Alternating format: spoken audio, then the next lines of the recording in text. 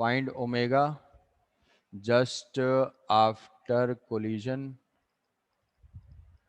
और ऐसे ये इस पॉइंट पे है, यहाँ से सस्पेंडेड है, और ये 3L/4 पे पार्टिकल स्ट्राइक कर रहा है and sticks to it.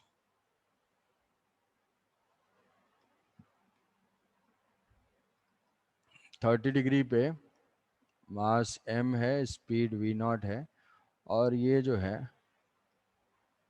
3L/4 है, ठीक है। और रॉड का मास भी सेम m एंड l है। तो इसमें क्या है कि पार्टिकल किसी एंगल पे स्ट्राइक कर रहा है, किसी एंगल पे आ रहा है 30 डिग्री पे and sticks to it, particle collides with rod.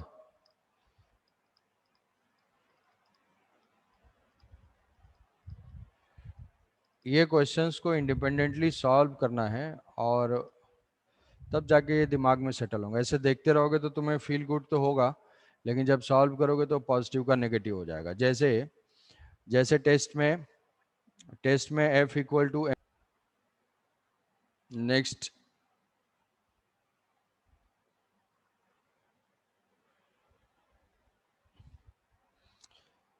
Next हम चलेंगे इसमें कंबाइंड मोशन पे, कंबाइंड ट्रांसलेशन एंड रोटेशन।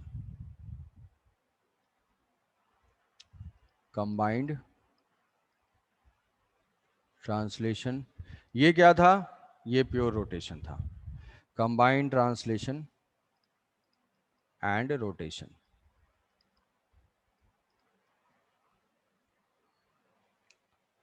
तो CTRM, combined translation and rotation motion. तो कंबाइंड मोशन क्या है कि when axis of rotation starts moving, if any object is performing pure rotation and axis is also moving, then it is called combined motion, कि axis का translation हो रहा है और ऑब्जेक्ट और एक्सिस, ऑब्जेक्ट का रोटेशन हो रहा है उस एक्सिस के अबाउट, तो वो मोशन हो जाएगा कंबाइंड मोशन। जैसे मान लो एग्जांपल के लिए हम ऐसे समझ सकते हैं कि कोई ट्रेन है, ट्रेन में जो सीलिंग फैन है, वो जो फैन है वो रोटेट कर रहा है। तो अगर ट्रेन के अंदर जो पैसेंजर है उसको दिखाई देगा कैसा? फैन का मोशन, फैन का मोशन रोटेशनल मोशन होगा, प्योर रोटेशन होगा। रोटेशनल होगा। और जो प्लेटफॉर्म से जो देख रहा होगा, प्लेटफॉर्म से अगर फैन के मोशन को देखेगा, then that motion is called combined motion, कि वहां पे जो कंबाइन। फैन के जो एक्सिस ऑफ रोटेशन है वो भी मूव कर रहा है, तो ऐसे मोशन को हम कंबाइंड मोशन बोलेंगे। नेक्स्ट, जैसे मान लो कि ऐसा मैंने किसी किसी पार्टिकल को अगर तुमने ऐसे मूव करा दिया, ऐसे फेंका, तो ये क्या कर रहा है? ये रोटेट भी कर रहा है और ट्रांसलेट भी कर रहा है, तो दोनों टाइप के मोशन। तो कंबाइंड मोशन एक जनरल मोशन है, जिसको हम बोलते हैं कि general motion of rigid body, general motion की। अब ये मतलब ऐसा बोल सकते हो कि मैक्सिमम टाइप का मोशन है ये, कि कोई ऑब्जेक्ट का अगर मोशन हो रहा है तो वो एक कंबाइंड मोशन की कैटेगरी में जाएगा। तो रिजिड बॉडी का कंबाइंड मोशन है एक्सिस ऑफ रोटेशन। अब इसमें से एक हमारा एग्जांपल है, एक एग्जांपल जैसे मान लो मैं ये बता देता हूँ कि मान लो किसी ने किसी रॉड को ऐसे फेंका, तो उसका मोशन भी कंबाइंड मोशन है। एक हमारा है ये कार की जो व्हील है, कार की जो व्हील है, हमें कार की व्हील है, ये व्हील मूव कर रही है, ये हॉरिजॉन्टल रोड है, हॉरिजॉन्टल रोड है, इसमें इसका मोशन है, ठीक है। तो इसका जो एक्सेल है वो किसी स्पीड से, कार किसी स्पीड से जा रही है, कार की स्पीड क्या होगी? जो इस व्हील के एक्सेल की स्पीड होगी, ये हो जाएगा v। और ये जो है इसके अबाउट रोटेट कर रहा है, एक्सेल के अबाउट इसका रोटेशन है। तो इस मोशन को कुछ नहीं करना है, बहुत सिंपल है, ट्रांसलेशन प्लस रोटेशन। देखो ज्यादातर लोग इससे थोड़ा सा घबराते हैं, क्यों? क्योंकि वो दोनों चीजों को एक साथ सोचते हैं। फिजिक्स में एक चीज ये मान सकते हो कि most of the place except few, कहीं पे हो सकता है इधर उधर, मोस्ट ऑफ द प्लेसेस में प्रिंसिपल ऑफ सुपरपोजिशन वैलिड है। अब ये नाम ही है बस प्रिंसिपल ऑफ सुपरपोजिशन डराने के लिए, ऐसे सोफिस्टिकेटेड टाइप से नाम लग रहा है। सुपरपोजिशन क्या है कि हम सारी क्वांटिटीज को वेक्टर वाइज ऐड करेंगे, मतलब डिफरेंट डिफरेंट इफेक्ट्स को कंसीडर करेंगे वन एट ए टाइम। जैसे यहाँ पे ट्रांसलेशन एंड रोटेशन हो रहा है, तो this CTRM can be viewed as superposition of translation plus rotation. तो जब ट्रांसलेशन के इफेक्ट को हम देखेंगे तो रोटेशन को भूल जाएंगे, ऐसा मानेंगे कि रोटेट ही नहीं हो रहा है, सिर्फ ये ट्रांसलेट कर रहा है। रोटेशन अगर हम भूलते हैं तो मुझे ये दिखाई देगा कि ये जो एक्सेल है या जो इसका सेंटर ऑफ मास है उसकी वेलोसिटी v है।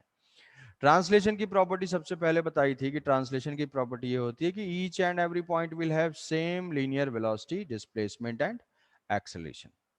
लीनियर क्वांटिटीज एवरी पॉइंट की सेम होगी, तो यहाँ से इस पॉइंट की भी सेम होगी, इस पॉइंट की भी सेम होगी, सारे पॉइंट्स की जो है लीनियर वेलोसिटी सेम होगी।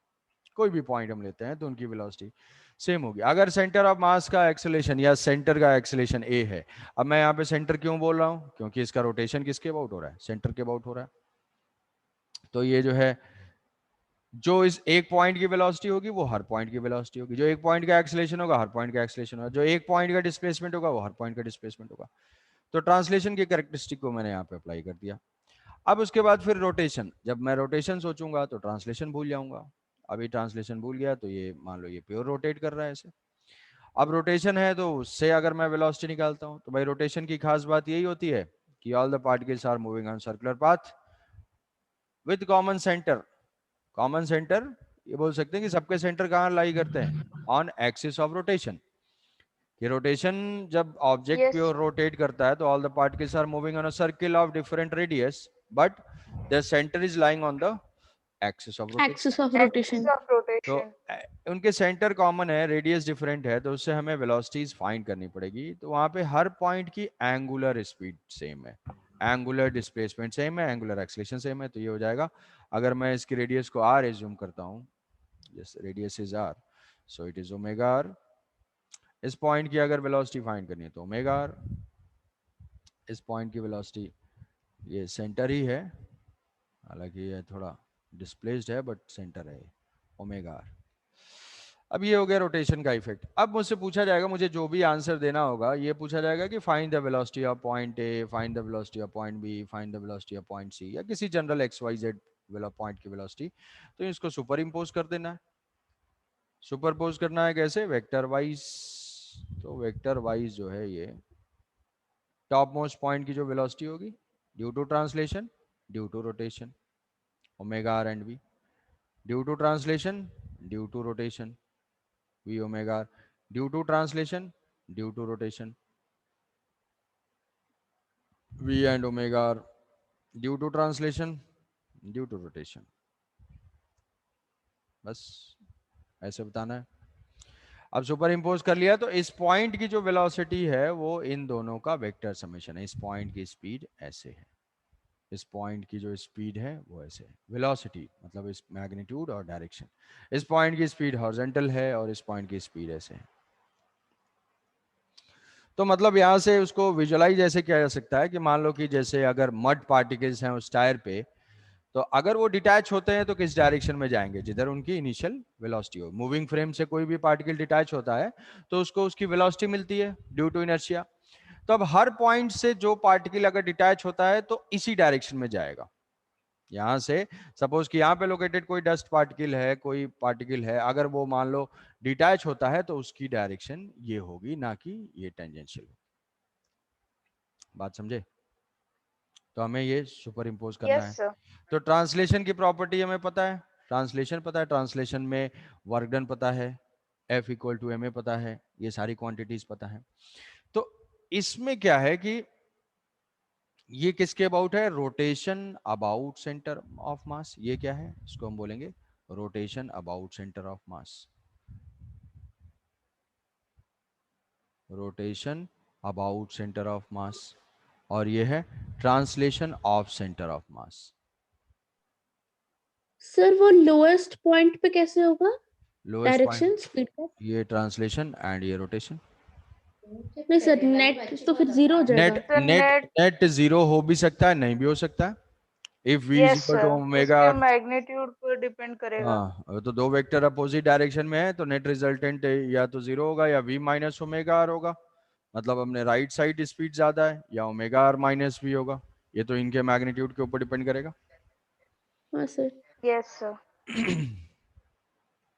तो ऐसे जो है ये फाइंड कर सकते हैं। तो बेसिकली हमें क्या करना है कि rotation about centre of mass.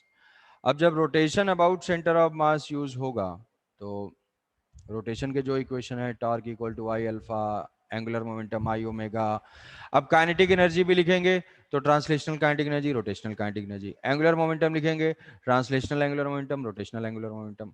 Torque लिखेंगे तो F equal to M a, tau is equal to I alpha. मतलब सारी क्वांटिटीज को सुपर इम्पोज करना है अकॉर्डिंगली, ट्रांसलेशन और रोटेशन। ट्रांसलेशन के लिए जितना भी था, और वर्क एनर्जी थ्योरम, मान लो किसी फोर्स का वर्क डन फाइंड कर रहा हूं मैं तो वर्क डन फाइंड भी करेंगे, translational work done and rotational work done, ये दोनों अलग अलग। तो ऐसे जो है ये हो सकता है। अब मान लो एक क्वेश्चन इस पे लेते हैं, और वो क्वेश्चन क्या है, वो फन फैक्ट है, उसको याद रखना है। Suppose v is equal to omega R. Suppose हमने ले लिया कि v is equal to omega R. v is equal to omega R, तो सेंटर ऑफ मास की वेलोसिटी v है, और सेंटर ऑफ मास के अबाउट रोटेशन ओमेगा है, और ये रेडियस जो है वो r है। अब मैंने यहां से एक जनरल पॉइंट पे फाइंड करना है, find the speed, find the speed of point P located at theta. Theta पे लोकेटेड कोई पॉइंट है तो उसकी स्पीड को फाइंड करना है, उसकी स्पीड को फाइंड करना है। तो यहाँ से इसकी स्पीड क्या होगी, स्पीड, इसकी स्पीड जो है दो मोशन की वजह से है, due to translation and due to rotation. तो यहाँ पे ड्यू टू ट्रांसलेशन हो जाएगी horizontal, and due to rotation हो जाएगी टेंजेंशियल।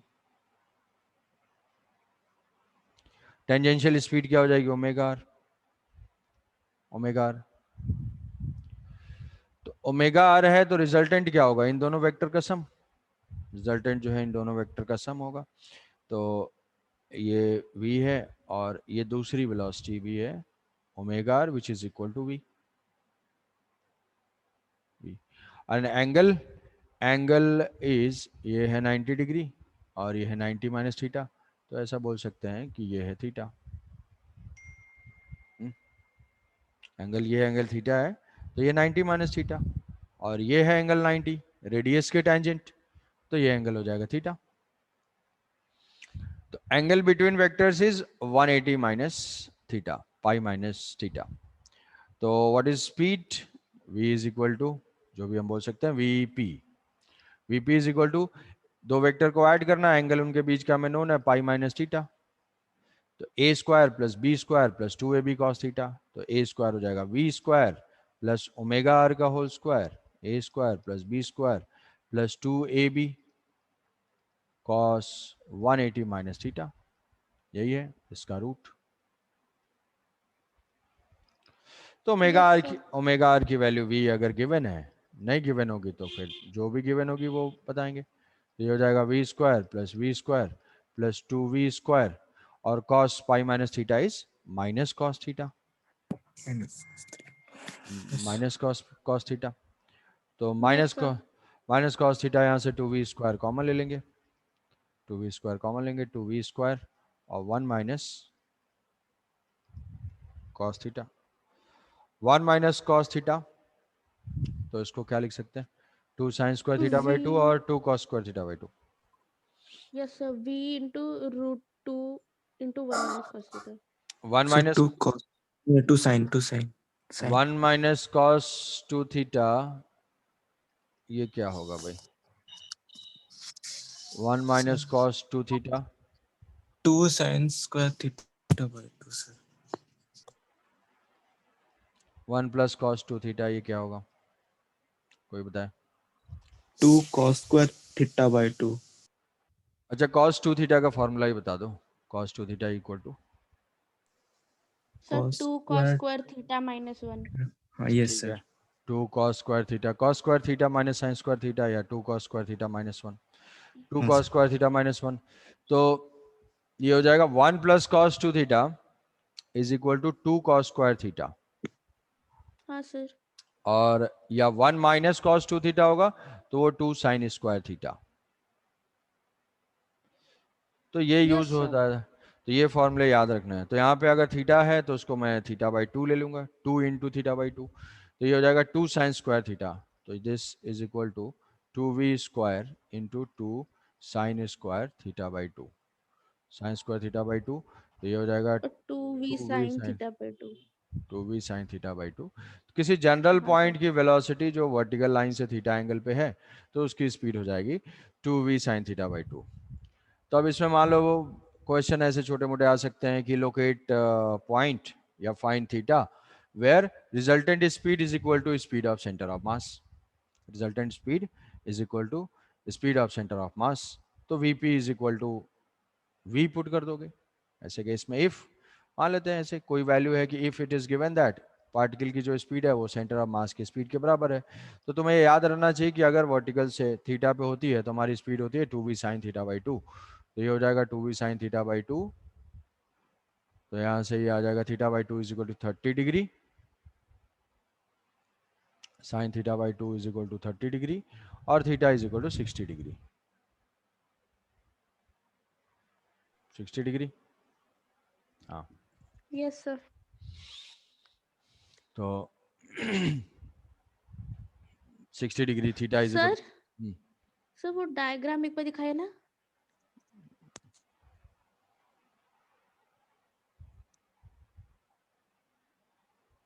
तो ये होगी किसी जनरल पॉइंट की वेलोसिटी। हाँ सर ठीक है। अच्छा अगर इसमें सर। बोला जाए, हाँ बोलो। सर वो एंगल वाला समझ में नहीं आया, वो जो पाई बाय थीटा के सिवा। पाई माइनस, अच्छा ठीक है, देखो ये एंगल एंगुलर यहाँ से रेडियस से एंगल गिवन है थीटा, कि ये रेडियस है और यहाँ से एंगल गिवन है, ये मान लो सर्किल है, सर्किल है, सर्किल में ये सेंटर है, यहाँ से पॉइंट लोकेटेड है, ये है थीटा पे, तो इसकी लीनियर स्पीड है से और ये टेंजेंशियल, ये एंगल 90 डिग्री होगा यस सर। पाई बाई 2, ये एंगल थीटा है तो ये एंगल 90 माइनस थीटा होगा, क्योंकि ये तो हॉरिजॉन्टल यस सर। ये वर्टिकल है, तो ये 90, ये 90 minus theta, pi by 2 minus theta, तो या तो इन दोनों को ऐड ही कर दो, pi by 2 plus pi by 2 minus theta, मतलब कितना हो जाएगा पाई माइनस थीटा, या फिर ऐसे देखेंगे ये तो 90 हो गया, तो इन दोनों का सम 90 होना है, ये पाई बाई 2 माइनस थीटा है, तो ये एंगल हो जाएगा थीटा, इसलिए यहाँ पे दिखा दिया कि ये एंगल हो जाएगा यस सर। थीटा। तो angle between vectors is tail to tail, तो टेल टू टेल है मतलब pi minus theta. Yes sir. Yes sir. अब मान लो मैं इसमें अगर पूछूंगा जिसका आंसर तुम गलत ही दोगे, श्योर शॉट, अगर सही दे सकते हो तो अच्छी बात है। Find the acceleration of point A, this is rotating with omega, find acceleration of a, acceleration of point a, point b दो ले लेते हैं, ये जो ऐसे कंबाइंड मोशन, उसके पास स्पीड है सिर्फ, only speed and angular velocity, तो वेलोसिटी तो मैंने कैलकुलेट कर लिया, अब मान लो मैं एक्सेलेरेशन के बारे में सोचता हूं, तो क्या अभी किसी पार्टिकल का एक्सेलेरेशन है यहाँ पे, क्या किसी पार्टिकल का एक्सेलेरेशन है? अब गलत दोगे का मतलब जो दिमाग में आ रहा है ये भी नहीं है कि उसको नहीं बोलना है, किसी पार्टिकल का एक्सेलेरेशन तो नहीं है, नो सर। एक्सेलेरेशन है नहीं, तो एक्सेलेरेशन अगर कोई भी पार्टिकल, ठीक है सही दे दिया तुमने, कि यहां पे ये नहीं सोचना है कि हर पार्टिकल क्या है इसका एक्सेलरेशन 0 है, कैसे, ट्रांसलेशन की वजह से, तो v तो कांस्टेंट ही है। हाँ ठीक है ठीक है, तो ट्रांसलेशन करने वाले ट्रांसलेशनल एक्सेलरेशन तो कुछ है नहीं, ये वही ऑब्जेक्ट है, छोटा नहीं हो गया, ये ऑब्जेक्ट वही है, लेकिन कोई भी पार्टिकल अगर सर्कुलर पाथ पे जाता है तो उसके पास दो टाइप के एक्सेलरेशन होते हैं, ऐसा कुछ कभी याद है? Once upon a time. Yes sir. Centripetal नाम की चीज सुने हैं कभी? Yes sir. तो yes sir. Translation translational speed तो हमारी चेंज नहीं हो रही है, तो ट्रांसलेशनल स्पीड अगर चेंज नहीं हो रही है तो dv बाई dt जीरो है, मतलब लीनियर एक्सलेशन जीरो है। ठीक है, लीनियर का कोई कंट्रीब्यूशन नहीं। ओमेगा है, ये ओमेगा से रोटेट कर रहा है, तो that also is not changing. So particle के पास पार्टिकल यूनिफॉर्म सर्कुलर मोशन कर रहा है। बट यूनिफॉर्म सर्कुलर मोशन के पास भी एक एक्सलेशन होता है जो हर क्वेश्चन में मिस हो जाता है। ठीक है, किसी से पूछो, फिर से बोल- यहाँ से ओमेगा से है, अब ये हाइपर हो गया, अरे मेरा मिस ना हो। सर्कुलर सर्कुलर पार्टिकल अगर जा रहा है ओमेगा से, रोटेट कर रहा है, तो इसके पास कौन सा एक्सलेशन होगा? सेंट्रीपिटल। टेंजेंशियल तो जीरो है क्योंकि ओमेगा चेंज नहीं हो रहा है। Yes, sir. दो एक्सलेशन होते हैं, सेंट्रीपिटल ओमेगा स्क्वायर आर और tangential tangential alpha into R. Alpha तो जीरो है, सेंट्रीपिटल लेकिन है यहाँ पे। ठीक है, सेंट्रीपिटल है, Yes, sir. तो इसको जो है स्टार मार्क करके लिख लेना है कि never forget omega square R in combined motion. कि हमारे दिमाग में ये रहता है इमोशनली कि ओमेगा स्क्वायर आर को छोड़ याद ही नहीं आएगा। अभी मैं इसमें पूछूंगा तो बता दोगे, बट यहाँ पे सेंट्रीपिटल को भूल जाते हो, इसको ध्यान से लिख लेना है कि ओमेगा स्क्वायर आर, कि अगर पार्टिकल v एंड ओमेगा से भी मूव कर रहा है तो every point has a acceleration and that is centripetal acceleration. Translation की वजह से नो एक्सेलरेशन, बट रोटेशन की वजह से सेंट्रीपिटल एक्सेलरेशन। समझे? Yes, sir. Yes sir. Yes sir. तो तो सर इसको, हम लोग का आंसर गलत था। हाँ ऑब्वियसली अभी भी पूछ रहे हैं। सर तो बोले थे ना गलत देंगे आंसर हम खुद लोग। ही खुद ही समझ जाना है। तो अगर ये जो है एक्सीलेशन ऑफ पॉइंट्स, यहाँ पे चीजें जैसे मान लो यहाँ पे मैंने दिया ऐसे कि ये जो है वेलोसिटी नहीं है, मान लो कि जैसे मान लो कार जो है सडनली स्टार्ट किया ऐसा ना, तो फोर्स ऐड करा, अभी कार स्टार्ट नहीं हुई है, तुरंत एक्सीलेटर प्रेस किया है, तो ये इसके पास कुछ अल्फा है और इसके पास कुछ ये है, और रोटेट करना स्टार्ट कर रहा है, तो अल्फा आता है टॉर्क की वजह से और एक्सीलेशन आता है फोर्स की वजह से। जब कार स्टार्ट हो रही है तो उसकी क्या जीरो है, एक्सीलेशन या वेलोसिटी? वेलोसिटी जीरो है। तुम वेलोसिटी और एक्सीलेशन में कंफ्यूज करते हो, एक्सीलेशन वेलोसिटी का आपस में कोई लिंक नहीं है। ठीक है, अगर का ऑब्जेक्ट नहीं मूव कर रहा है इसका मतलब एक्सेलरेशन जीरो नहीं होता है। तुम सोच रहे हो अच्छा हाँ मैं तो वही सोच रहा था तब से। ये पॉइंट तब से बता रहा हूँ, जब पार्टिकल हाईएस्ट पॉइंट पे पहुंचता है तो क्या होता है, उस पॉइंट पे उसकी वेलोसिटी जीरो होती है, acceleration velocity zero velocity zero होती है। Velocity zero. तो Velocity zero होता है। ये व्हील स्टार्ट हुई है तो मतलब इसका एक्सेलरेशन है कुछ और अल्फा है, ये रोटेशन। अभी मैं पूछूंगा what is the acceleration of this points A B C D, तो due to translation acceleration mark करूंगा कि ट्रांसलेशन की प्रॉपर्टी क्या है। ट्रांसलेशन की property due to translation, due to translation, due to translation, each and every point will have same acceleration. And rotation की property क्या है? रोटेशन की प्रॉपर्टी है कि ये सर्कुलर पे ये हो जाएगा अल्फार, ये हो जाएगा अल्फार, अल्फार और अल्फार, यस सर। अल्फार ए। तो यहाँ पे ठीक है, ये जो है ए अल्फार, ए अल्फार, ए अल्फार, ये सब अगर ऐड करना है तो due to translation, due to rotation add कर देंगे, due to translation, due to rotation, a and alpha r, a plus alpha r, यहाँ पे due to translation, due to rotation, ये टेंजेंशियल है, यहाँ पे due to translation, due to rotation, ऐसा mark कर लिया। और इनका जो है तो ऐसा है।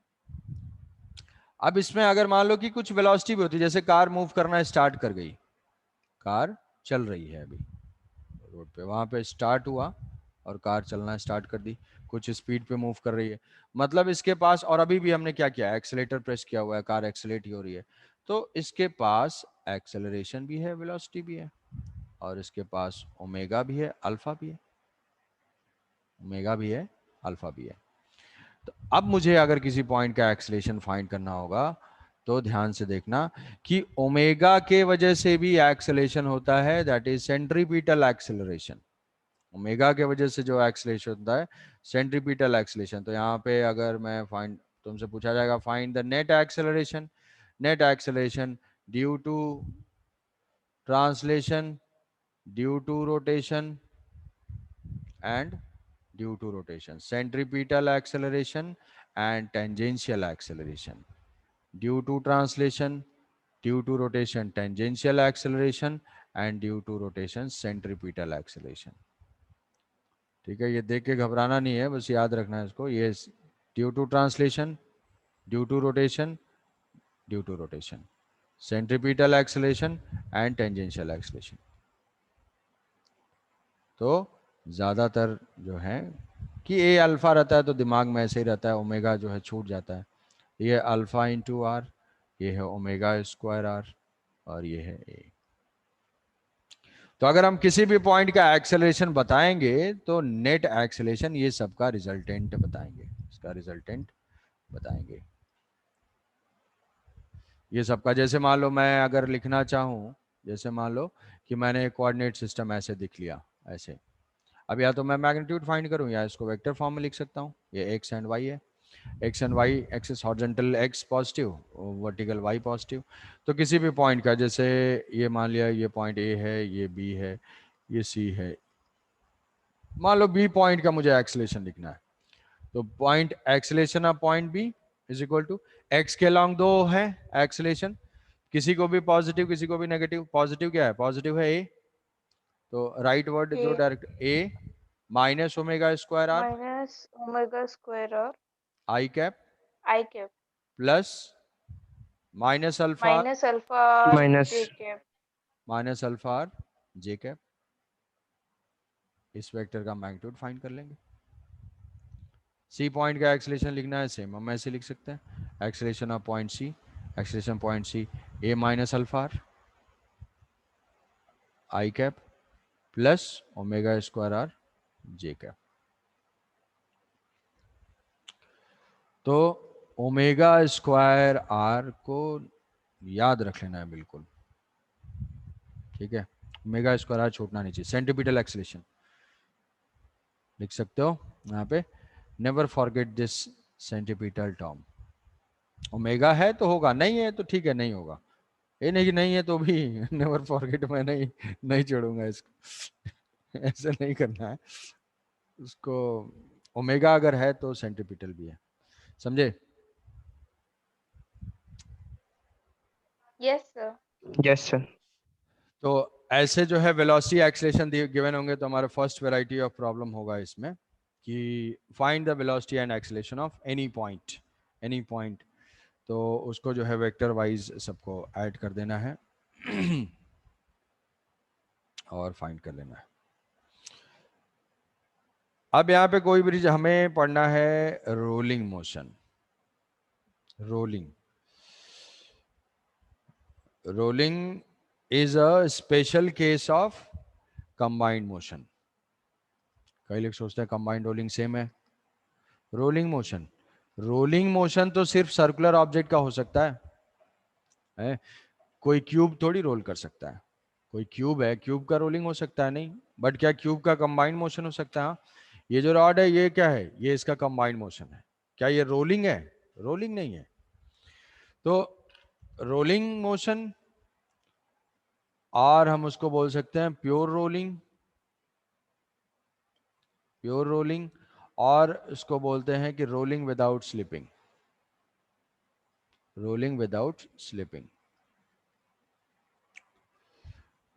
इसके क्या मतलब है रोलिंग विदाउट स्लिपिंग? अबे थोड़ा कंट्रोल कर लिया करो. अभी हेडिंग लिखते खुजली में आ जाते हो.